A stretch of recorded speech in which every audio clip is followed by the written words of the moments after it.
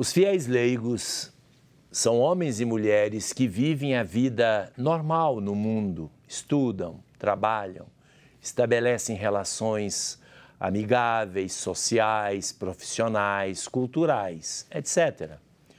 O concílio considera esta condição não simplesmente como um dado exterior e ambiental, mas como uma realidade destinada a encontrar em Jesus Cristo a plenitude do seu significado.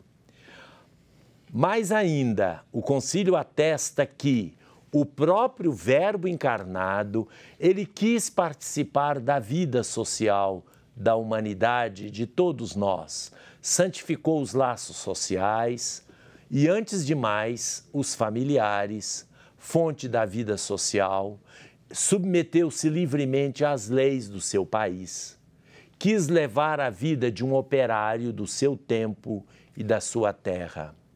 O mundo, por isto mesmo, se torna o ambiente e o meio da vocação cristã dos fiéis leigos, pois também ele está destinado, o mundo está destinado a dar glória a Deus Pai em Cristo. O concílio pôde então indicar qual o sentido próprio e peculiar da vocação divina dirigida aos fiéis leigos. Estes não são chamados a deixar o lugar que ocupam no mundo. O batismo não os tira de modo nenhum do mundo, como sublinha o apóstolo Paulo, que diz assim, aspas, irmãos, fique cada um de vós diante de Deus na condição em que estava quando foi chamado. 1 Coríntios 7, versículo 24. Então, coisa bonita, né? Então, o que está dizendo, o leigo leva Cristo ao mundo, porque o próprio Cristo quis assim. Cristo viveu como leigo. Cristo não era sacerdote na época dele, não era levita, não oferecia sacrifícios rituais no templo, não era o rabi que na sinagoga fazia só uma vez que ele foi chamado e ele fez na sinagoga de Nazaré. Ele vivia como trabalhador, depois passou a ser na sua vida pública, nos 3 últimos anos, passou a ser o pregador e aí manifestou-se nele o sacerdócio mais profundo, que é o significado próprio do sacerdócio, unir a terra ao céu, unir a humanidade a Deus, fazer a ponte, pontífice. E, portanto, o leigo, ele repete na santificação do seu lugar de trabalho, santificação para ele também. Ou seja, um pai de família, uma mãe de família, um estudante, um trabalhador e assim por diante, eles devem se santificar nesse espaço. É ali que está a santificação. João 23 falava isso muito bem, quando falava da dona de casa que, ao rezar o terço, à noite, junto com a família, estava preocupada porque um filho estava doente, porque tinha deixado uma roupa lá para secar e estava vindo chuva, etc. O João 23 falava, tudo isto é uma oração. As preocupações da dona de casa são oração que santificam. Vamos ver mais participação? Vamos. O Sérgio Antônio, ele é lá do Betânia. Aí ele deixou uma observação aqui, ó. Seria interessante a igreja dar melhor formação litúrgica nos seminários e selecionar melhor os melhores candidatos a presbíteros. Alguns não deveriam nem ser ordenados. Nossa, ele pegou pesado. Pegou pesado. Nós temos também participações que chegou pelo nosso WhatsApp. O Sérgio Nogueira, do bairro Concórdia, aqui em BH. Bom dia a todos do programa. Em Cristo nos descobrimos filhos de Deus. Em Cristo somos enviados ao mundo para a filiação universal. E por isso, fraterna. Finalmente filhos, finalmente fraternos e universais. Ele está citando a exortação apostólica. Isso. Nós temos também o Petrônio Cipriano. Ele dá bom dia e faz um pequeno comentário. A Igreja Católica, para crescer, se fortalecer e permanecer forte nas comunidades, não precisa inovar ou inventar nada. Basta respeitar a liturgia e a sua riquíssima tradição.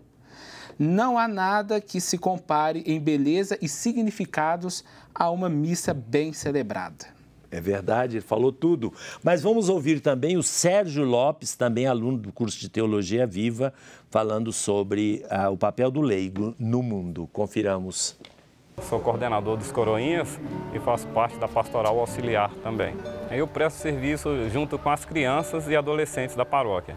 E trabalho também no auxílio a todos os movimentos da igreja.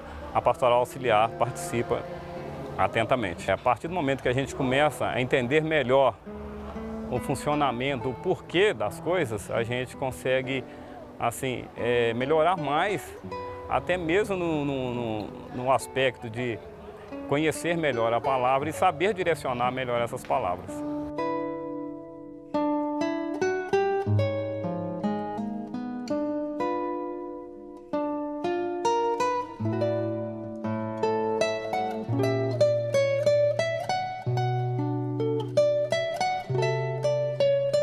O leigo é o principal elemento na igreja, porque sem o leigo a igreja não tem um porquê de existir. Porque, veja bem, nós leigos é que caminhamos com a igreja, porque a igreja em si, ela não tem essa força. A força vem dos leigos, e os leigos precisam, a cada dia mais, ter esse conhecimento.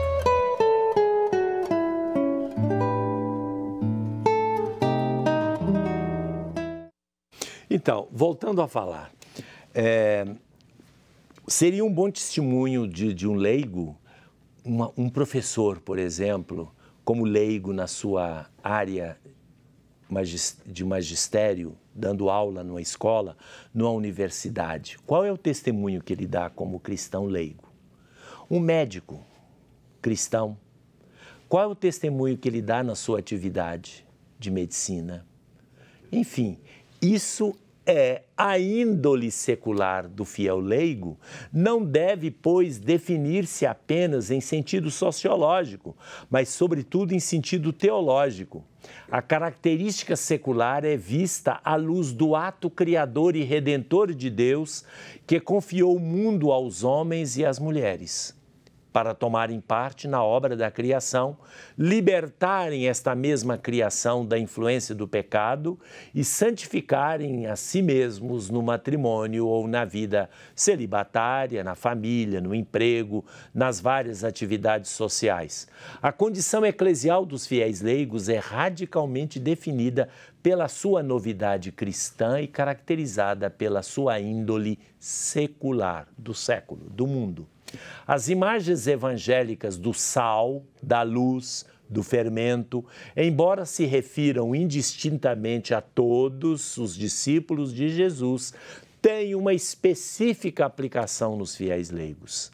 São imagens maravilhosamente significativas, porque falam não só da inserção profunda e da participação plena dos fiéis leigos na terra, no mundo, na comunidade humana, mas também e, sobretudo, da novidade e da originalidade de uma inserção e de uma participação destinadas à difusão do Evangelho que salva.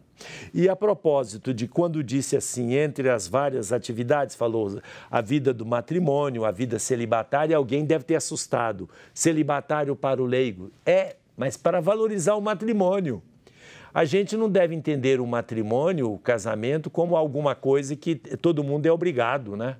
Não é uma vocação, junto com o celibato. Um leigo, uma leiga, podem ser celibatários, podem não querer casar-se. Hoje, muitos, mas muitos, até economicamente, existem apartamentos, prédios, funções, vendas para gente que não quer se casar, mas não tem esta conotação de uma vida cristã que valoriza o celibato, né? Não.